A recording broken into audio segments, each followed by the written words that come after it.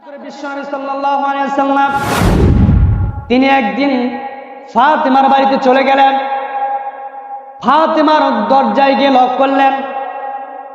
হযরত হাসান রাদিয়াল্লাহু তাআলা আনহু, হুসাইন রাদিয়াল্লাহু তাআলা আনহু তেনারা ঘুম থেকে জাগ্রত হয়ে গেল। নবীজির দরবারে চলে গেলেন। নবীজির দরবারে গিয়ে বললেন, ইয়া রাসূলুল্লাহ, ইয়া হাবিবাল্লাহ, আজকে আপনাকে একটা বিচার করতে হবে, কঠিন একটা বিচার। নবীজি বললেন, হাসান আর হুসাইন, কি এমন বিচার করতে হবে? হুসাইন ডাক দিয়ে বলল, ইয়া রাসূলুল্লাহ, ইয়া হাবিবাল্লাহ, আজকে এমন একটা বিচার হবে, যে বিচারটা হলো আজকে আপনার মেয়ে হবে আসামি আর আপনি হবেন বিচারক, আর আজকে বাদী হবে আজকে আপনার নাতি।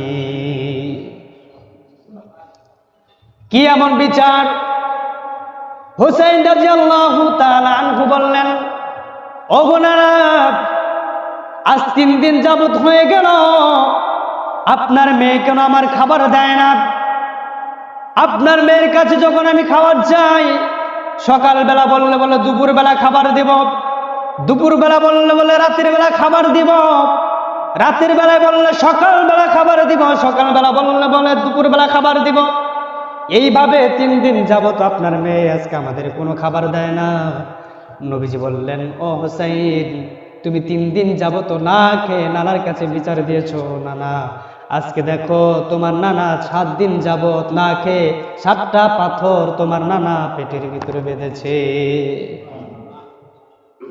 এ হুসাইন, আজ 3 দিন যাবত না খেয়ে নানার কাছে বিচার দিয়েছ। তোমার নানা বিশ্বনবী সাল্লাল্লাহু আলাইহি ওয়াসাল্লাম এতই ক্ষুধার্ত, আজকে 7 দিন যাবত তোমার নানা আজকে দানা পানি পর্যন্ত মুখে লাগায় নাই।